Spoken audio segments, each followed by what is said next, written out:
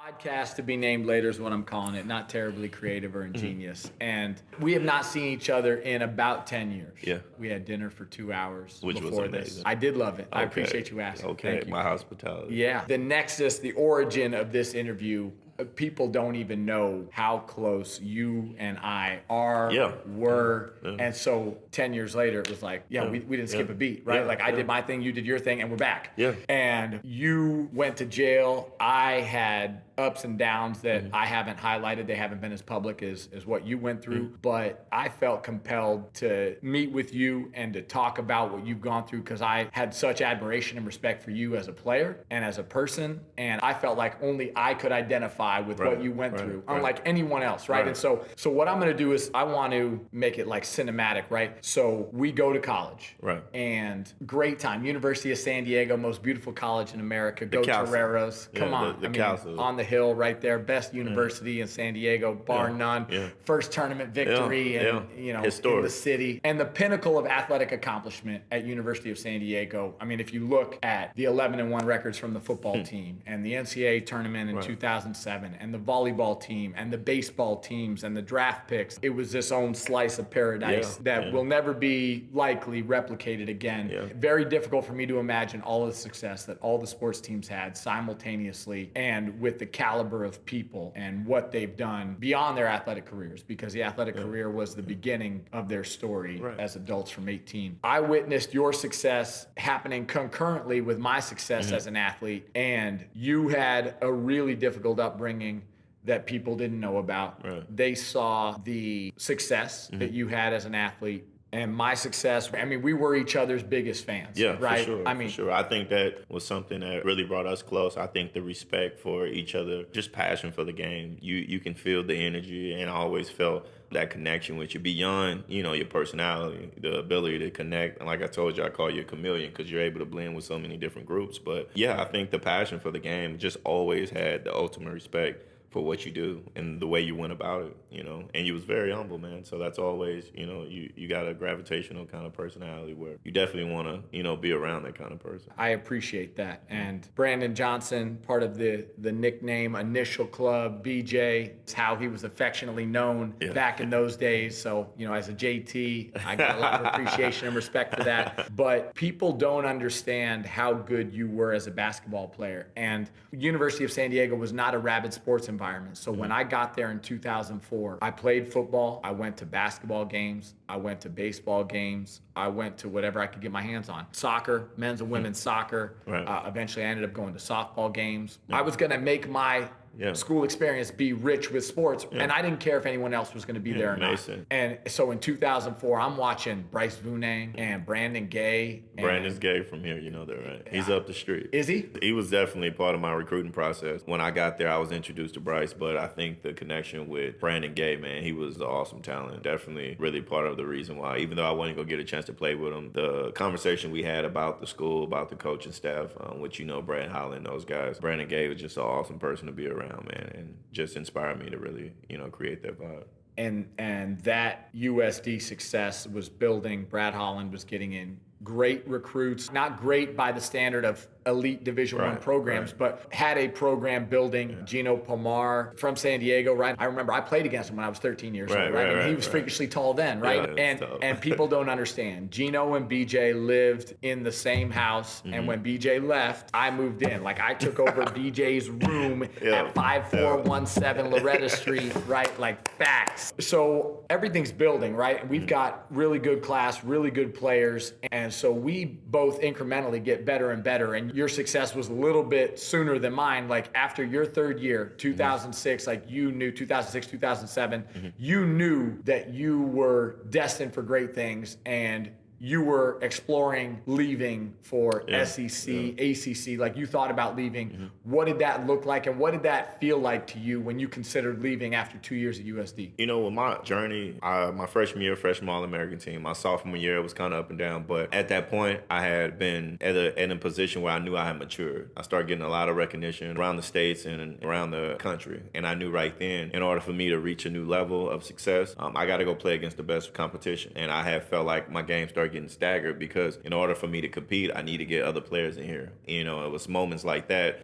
We ended up getting Tremaine Johnson, DeJohn Jackson, those guys who actually pushed me to a next level, you know, from a defense standpoint, the quickness. So during that moment, man, I was nervous. The sacrifice that I was going to have to make in order to get to the next school, I was unsure. I was confident in my game, but with me not having a place to call home in Houston and coming from my situation, homeless, man, these decisions I had to make was completely on my own. When the new coaching staff got fired that year, which my career was built with that coaching staff. Coach Scholl, who recruited me, TJ Brown, who I was really close to, Brad Holland, who was an awesome head coach. He taught me so many different things where they matured me to the point where I was ready for the next stage. And when they left, I felt like a piece of me was taken away. And so my decision was like, hey, I want to explore other options. And you've got this immense basketball acumen, this IQ. You grow up in the hotbed of Houston where the talent is immense. I mean, the names that you were mentioning at dinner and even still, right? I mean, Rashard Lewis and TJ Ford, Daniel Ewan. You know, it's Ivan McFarland, man. We got Gerald Green. We got so much talent in the NBA right now, and that came during that wave when I came out. So, yeah, man, it was just inevitable for me to try to get to that next level. And the most mature part about you was your basketball IQ because you didn't have a strong academic background. You didn't have a strong familial background. So basketball was all that you had, and you were taking your chips and just trying to figure out where you were going to put them. Right. And I thank USD because, like I told you, with it, Houston, I think we created more talent. Our culture is strictly off athleticism. So me going to that school, man, the things that I didn't have in my game was that IQ. I learned a lot of ways to play the game because of that stage I was put on with USD where they didn't have as much talent. I had to overcompensate for other things that other players lacked. That means I had to overthink the game. I had to know 3 plays ahead of the next situation. So, you know, my IQ from there, man, just kind of made me just a way more effective player. So our third year, I end up having a great year running for 1,000 yards. Our team goes 11-1. Your third year, things really start to take off, right? I mean, what was that year like for you? Because I'm going to talk about it as a fan. Man. As a fan, I mean, because it was the paramount of fandom for me because I was so invested. Yeah. And I know that, you know, I sound like a fanboy. And now I can only imagine what LeBron feels like every day or any of these other guys. But, like, I love that and was so invested, and we can get to that. But what was that year like for you? You know, it started off questionable. We had to figure out our identity. Like every team at the beginning of the year, you really don't know what's going to happen.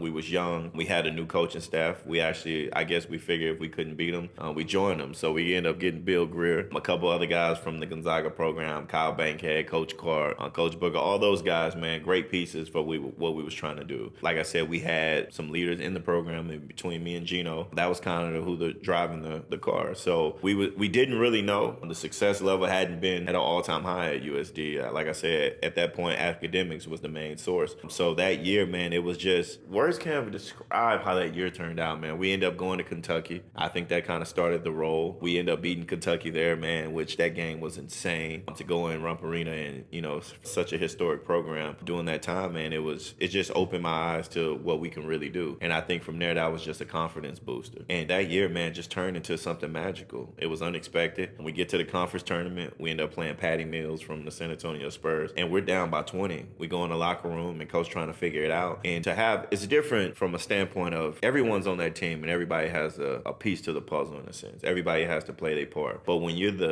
without being said, I was the main guy on the team. And when you're the main guy, you're expected to really perform at a high level to a certain extent. And so when I'm going to those games, man, it was just so incredible to be part of that and to be one of the main guys that knowing in order for us to win, I had to have a certain kind of game. And from us beating St. Mary's, coming back from us going beat Gonzaga and then going to March Madness. And to make it to March Madness, something that I had dreamed about my whole life, and then actually going to get a win against UConn, they're on the same level as Kentucky and Duke and these guys, going to beat UConn and being the first team to ever win in the city of San Diego a first round, man. That was just, man, words couldn't, the love we got from the city, the feeling we felt, even though, you know, we lost against Western Kentucky, but man, it was incredible. And you as a player were validating your belief in yourself and your belief in the minds of others through competing against top-level talent throughout that entire year. What was that mindset shift like? And for you to really go from, I believe I can, I'm confident I can, to I know I can, to really ascending to the next level?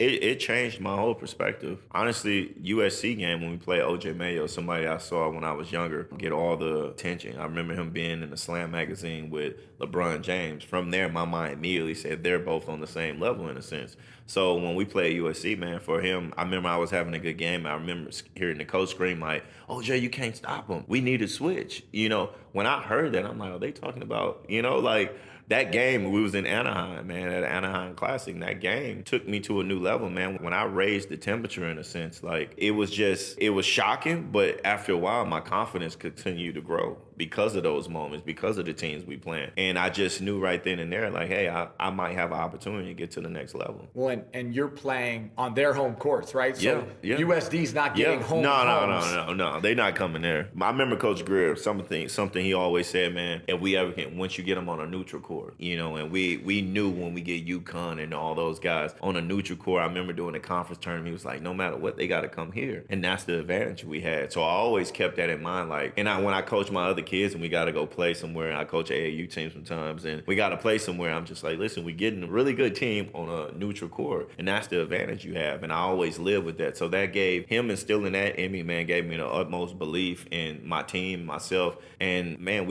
sometimes you just go all out because the option of just going out there and play with no thoughts in your mind, just free. When we play Kentucky, nobody expect us to win. We play UConn, the percentages, if you look at that, nobody expect us to win. So it was like, man, why not win? It was like, why lose when you can go out there and play as bad as you want?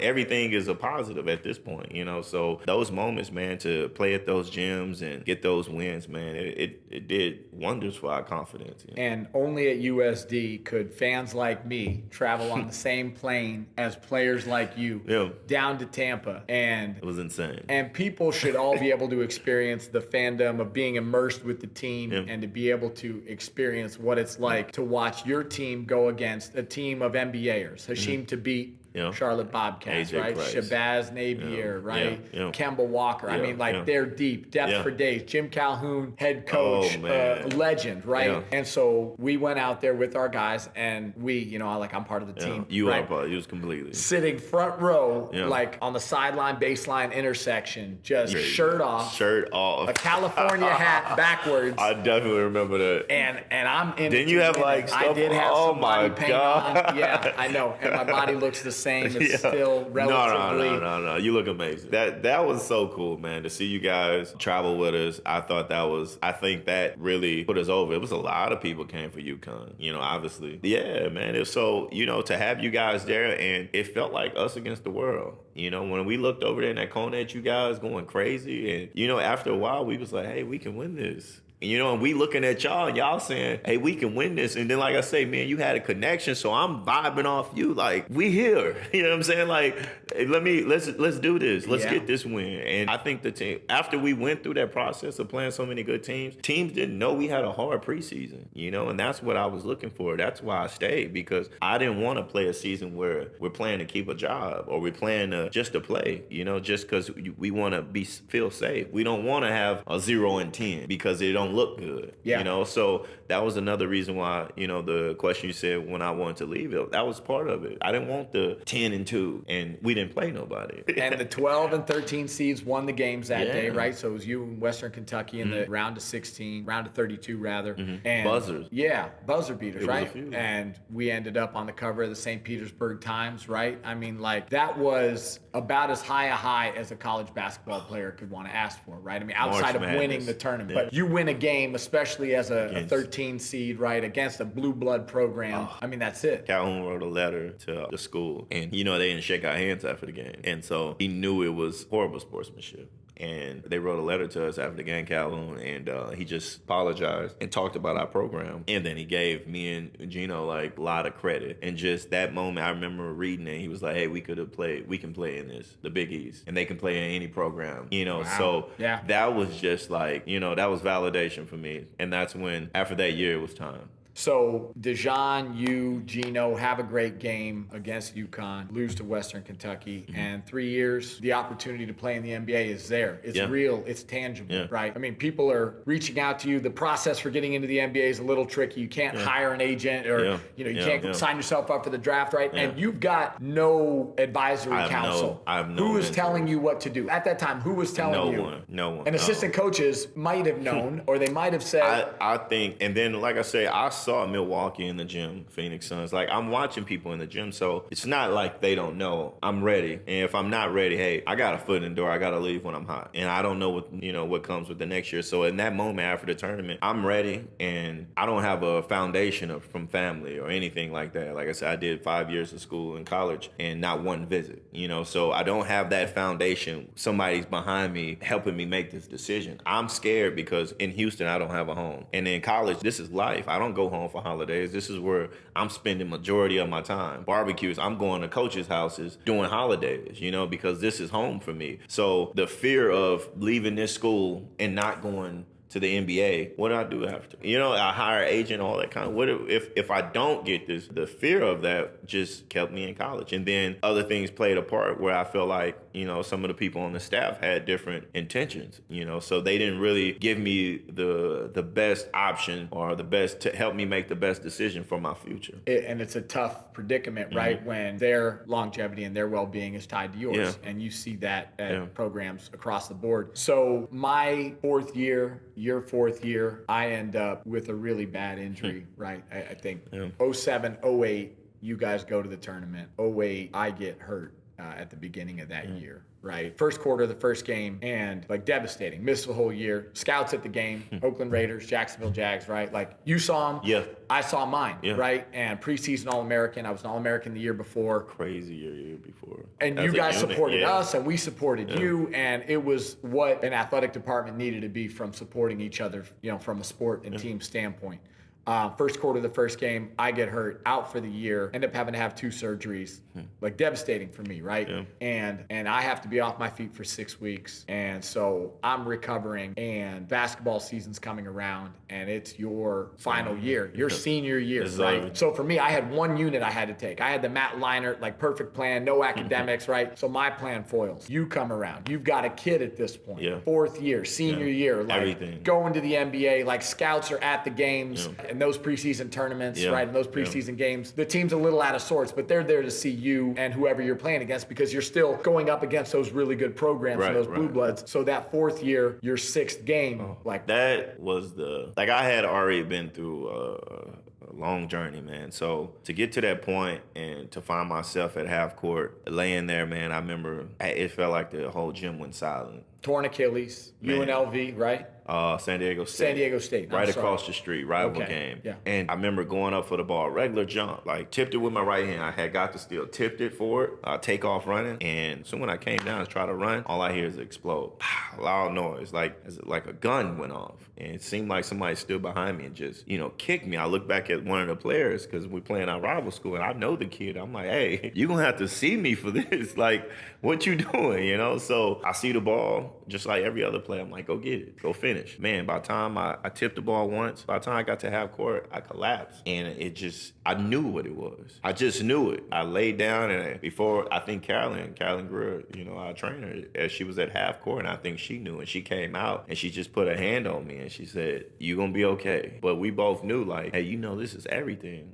No matter what anybody told me, they took me back. They picked me up off the court. And I remember 2 of my teammates, Dejan and Tremaine, had me over their shoulders. And I was like, hey, let me walk off. And they was like, it's on the ground. And when you tear your Achilles, your foot's up like that, the tendons rolled up. So I knew it was serious, and I knew, but the injury didn't impact me. It was my future. I was more hurt by my future. This is it. Everything I've worked for, everything I sacrificed, everything, the days I put in, me sleeping on couches, I'm doing everything in the world to get to this point. This is in my head, I'm saying no matter what you done went through, at the end of this rainbow, you get the pot of gold. So sacrifice, take it, whatever comes. I went through everything. everything. So when I'm getting carried off, I remember looking up and I'm just saying, I was hurt. I was devastated. And like people thought they wanted to talk to me about the Achilles. I'm like, yo, I got to feed everybody. You know, they waiting on me. So it was just like, that was the most devastating moment of my life. You know, mentally, what it played on when I'm in the back of that locker room and the doctors were talking. And man, I remember just sitting there asking God, like,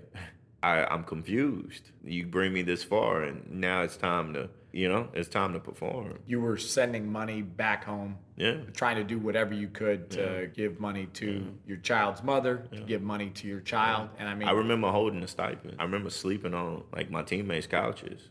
I remember sleeping at friends' houses, you know, because the money they gave me to live, I needed it. It's not enough. You know what I'm saying? Like, I'm grown here. My 18 wasn't the same 18. When these kids get on the phone with their parents and say, hey, can you send me money? I don't have that option. You know, I came to USD with 2 bags of clothes and a basketball. You know, that was it. That's all I had. And then the knowledge that these kids are private school. They've been raised in private schools their whole life. I don't have the same knowledge. I don't have the same education. I was battling against a whole culture shock. Me coming here, I've never been around any diversity in my life. So it was like all the things I battled against, you know, like financial was held its weight, but there was so many other keys to this journey that, you know, that a lot of people didn't know about what I was going through. Like I said, I'm sleeping at people places. So in my high school time, I wasn't homeless, but I lived in probably 8 or 9 different residences. I lived with a friend, my mom, my dad, they were separated, right? So I had inconsistency and instability there, right? So we both have that insecure upbringing, not insecure in self-doubt necessarily, but you just know what not it does. Secure. And then we both get hurt. And so the struggle that you're fighting, not being able to pay for stuff, like wondering where your future lies, professional future now in question. You get it. Like, I understood it. And so for my comeback, I get an additional year. I mean, I'm not the same athlete that I am. I'm underperforming. It's frustrating. My team's not as good. It's a new coach. I mean, like, it's like Murphy's Law. Anything that could go wrong did go wrong. We went 4-7 that year. I mean, we lost a game where we were leading and the other team had the ball on like their 10-yard line with a minute left and no timeouts, and then all of a sudden they're kicking a field goal to win the game. And you're just like, how does this happen? Like, this team is not that bad. We were 11-1 the year before. How are we 4-7? And you're just like, the same career. So I get hurt, right? And now I'm like, okay, B, like, we see each other, like you say, Carolyn Greer, like, yeah, I see you in the training room. Like, that I'm was getting both better, we call her mama. That was both she was so invested in both of us. No doubt. I used to be like, get him off the table. And we'd be like, hey, like, I appreciate you working with me, and I know that you've been doing this for 2 years,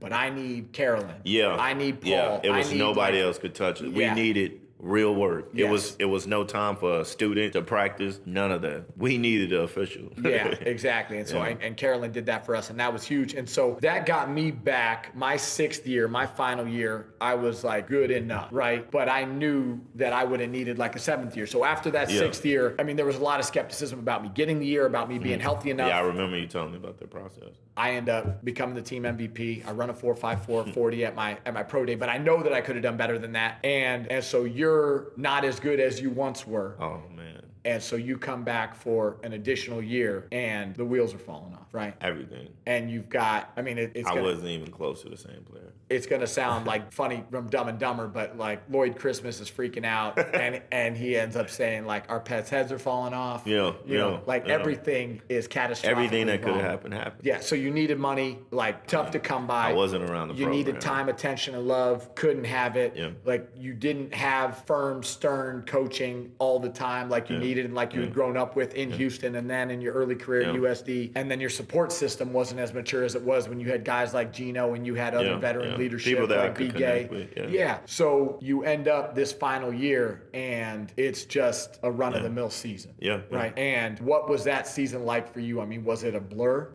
You know what? My first 4 years is a blur. My last year, I got it all. It was way more impactful from a mental standpoint. Those years, my talent was just, it outspoke anything that was going on. I always, if I was going through something, I'm gonna go perform. I always told people like during that time, I was at one of the richer schools. And I watched these kids drive around Bentleys and all this kinds of stuff. Insane, right? But I knew one thing. No matter how much money your parents make, no how much money you have, when you come into this arena, I'm the richest person.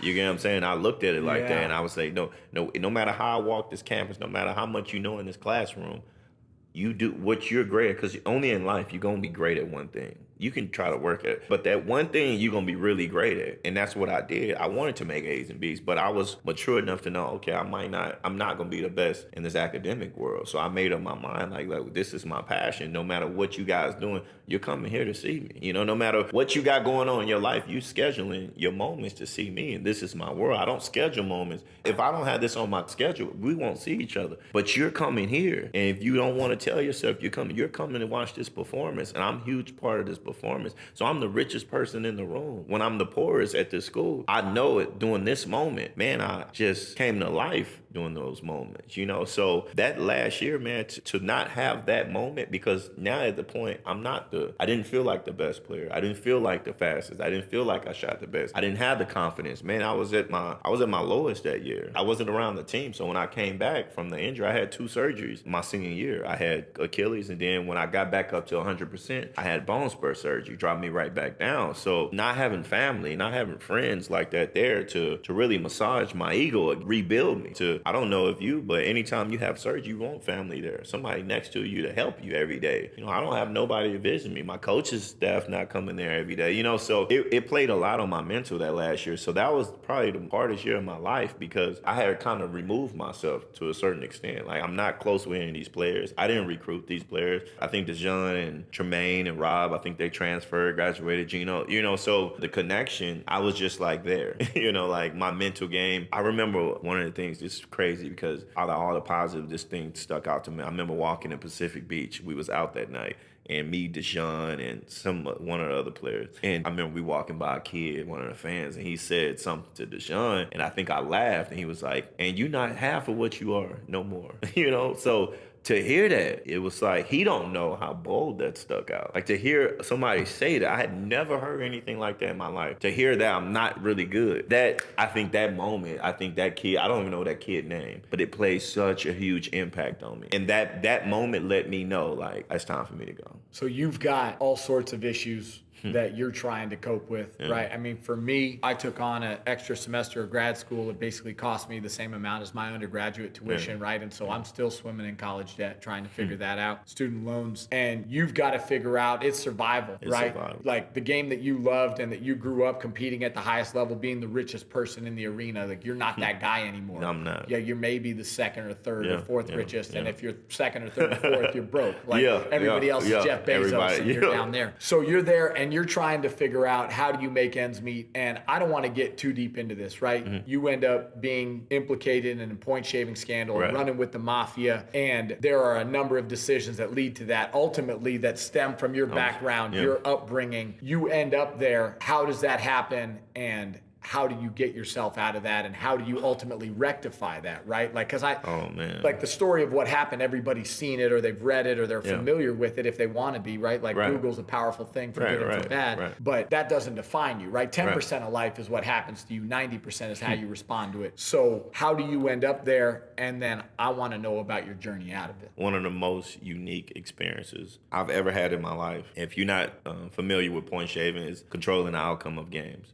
They take a high-profile player, or maybe any kind of player, but they control the outcome of the games for a point spread, or you might miss a play on defense, or anything that can have an impact on the game. So in Vegas or anywhere they're betting on games or players or anything like that, I was part of that. I actually found out in Vegas I was like the #1 bet for like 2 or 3 years. So it was a year, my 5th year, which made me vulnerable. When I speak on the mental side of everything, like, I just kind of, don't want to say gave up, but it was hurtful because I had put so much time and effort into the program. So I think it opened up for other negative energies in my life. You had said you were the #1 bet in Vegas for 2 or 3 years. Does that mean, like, people would bet on you because you were the leader of the team? So maybe if you're going to get 20 points, maybe if I'm got it. Right. Like, your wins above replacement. Right. This is beyond the point shaving. Okay. Like, this is just like, this individual is just people's lives. Got it. Like, this is beyond like who was involved in my case. This is just life. People say if somebody was in New York and just had confidence in me, like, I found out people was betting on me. You get what I'm saying? So you were the richest man. Man. I mean, not, and I say that term richest because I looked at all these people's lives, and that was the only time I could rebuild myself. Like, I didn't have to look at my life like, damn, you're not doing anything. I'm looking around and I'm poor, you know what I'm saying? So, but to bring back to the point shaving, that year, man, when I was involved in that, thought of losing everything never crossed my mind. I'm at a small school and things like that, man. It's just, when it happened, I was actually coming home to see my mom's in Houston, and 6 a.m. in the morning, the FBI shows up to the door. I look out the peephole and I'm confused. You know, I'm thinking they got the wrong house. I'm like, FBI, I look out the peephole, then I open the door, and from there, man, my life changed in seconds.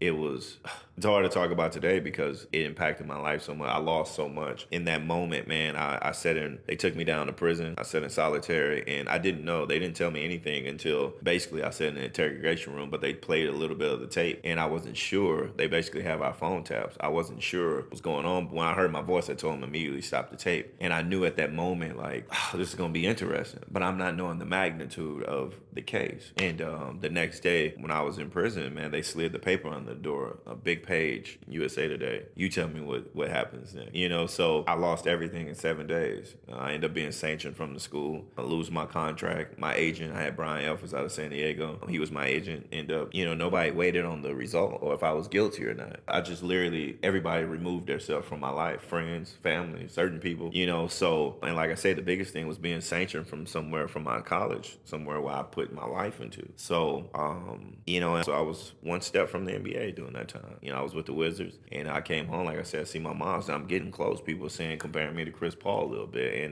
and I was excited. Like I said, this is the moment I've been waiting for my whole life, to get to this point, to play at the next level. I worked so hard through this whole journey of being poor, and the finally time it's time to get paid, the case happened, and it snatched my soul. I had to go home and look at my family in their face. I got a son I'm looking at, and to leave that long and sit in that living room. I remember sitting in the living room and with my brothers and everybody. I'm sitting there and I'm in silence. And I can hear how the whole energy changed. I was the savior. Oh man, I was like the worst thing that could happen. You know what I'm saying? So man, the level of failure I felt at that moment was. They say that necessity is the mother of invention. And so you needed to be tough. Yeah. You invented that toughness because your family drew on that. Yeah. You were the most confident. You were the provider, the champion, the king of the family, and I carried it. Yeah, no doubt, right? I mean, you've got it on you, literally, right, with tattoos. Yeah. And so that happens, and people don't understand just how. I mean, nothing fazed you. You were impervious to criticism until you weren't.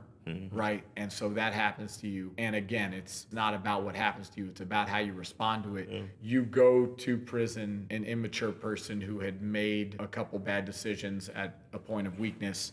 And you come out of there with a commitment to have a refined mindset and a new outlook on life. And that's been the definition of what you've done for the past 8 or 9 years. And I've been blown away at seeing your development and your progression. And it's like we haven't skipped a beat, and it's like our lives are still mirroring each other that way, right? When I listen to your story, and you never know, sometimes you're so caught up in your world where you don't take time out and hear other people's stories. So when we had dinner and to listen to you, man, I'm inspired. I'm motivated by everything you were saying, to hear your story and the things that you went through, the fights you had, the battles you had to fight in order to get to where you're at, man. It's just a testament to you, your story, man.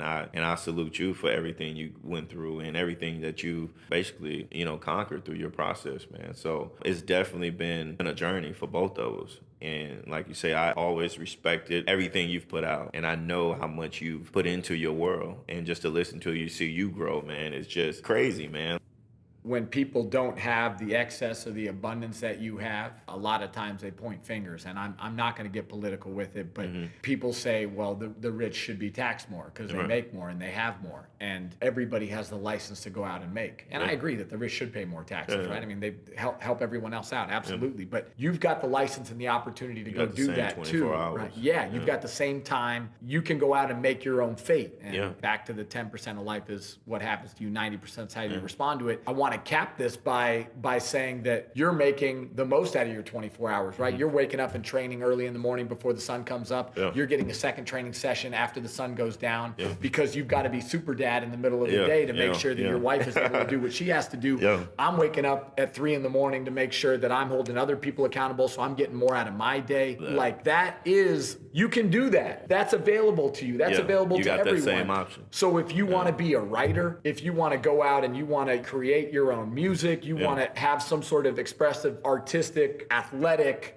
hobby, whatever it is, you can do that. You want to be more fit, you can go to the gym. Yeah, it's that simple. It's you can wake up and fix it. And we think about it that way. Not other people are programmed that way. Yeah, they'll prolong it. They think it's a date when you start. It's just you can start in this second. Like if you make that decision, and that's how you gotta live. Like I want to be that person. In that second, it's not a process, and people think it's a process of being great. It's making that decision in that moment. The process gonna start from there, But a lot of people are like, hey, I'm gonna start working out Monday. Why Monday? You probably thought like, hey, I need to get to training, and there was a time where you weren't sure when you were going to start, right? I mean, like it wasn't like immediate, but at some point you just get sick and tired of being sick and tired, or those excuses are all eliminated. Yeah, it's all just. So I had been saying to myself, man, I need to get in better shape, right? And I wasn't out of shape. I just wanted to be in better shape. So when I was challenged and somebody said, hey, I need your help with something, I need to wake up early, and that's going to make me wake up even earlier, I'm like, bet, done, let's do it. It's on. And so you just recognize a solution, and with a solutions-oriented mindset, you address the problem, and then you're going. And I love that about your life, where you're at currently, and this is a timestamp. Like this is a hallmark, right? This is 33. Come see me at 43, right? Because we're not defined by what we've done to this point. We will be defined by what we do in the future. And so I got so much love and appreciation for you, man. I can't. I mean. No, it's been a journey, man. And when you speak on that, man, like I remember talking to the guy from San Diego Tribune, and he saw me. The last time he saw me was walking out that courtroom, and I remember talking to him, and I remember saying, listen, I'm going to keep fighting. I'm a fighter, always been a fighter, and no matter what, I know God got me. And I remember the judge sitting there saying, you won't play this game again.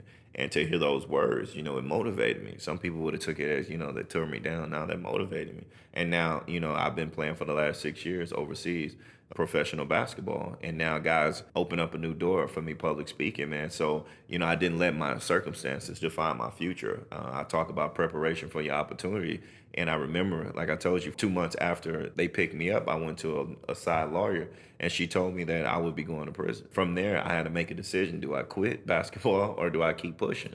That moment, I made a decision to wake up every morning, and train 3 times a day as if I was going to the NBA, and when I had to turn myself in, I probably spent one day in prison, laying on the bed, just looking up, writing on and manifesting all my dreams and my goals. And that next morning I woke up and started training. I remember having a Colombian on my neck doing squats, you know what I'm saying? So he was a little midget, but he was heavy, you know what I'm saying? So I just always was prepping for the opportunity, man. And so when I got out, now that I'm going around with the point shaving case, I've actually used that to educate other Oklahoma, Louisville, everyone, man. Right? So I've used that and created a whole different lane where I'm going to speak to these kids instead of just reading statistics. I'm giving a real experience, and that's what it had become. So I've taken everything that I went through and meshed it up and just said, listen, I got a new armor now. And prison has made me stronger. And I walk around with that chip on my shoulder. Not that I'm proud of that situation. It's part of my journey. And you got to embrace it. The same thing you told me about, embracing every little thing. I don't run away from it anymore. I would love to go to University of San Diego and speak there and share my testimony. That way no one at this school would ever go through what I went through. I appreciate you sharing your heart tonight, man. I appreciate you. So thank you. It's been real. Thank you guys, man.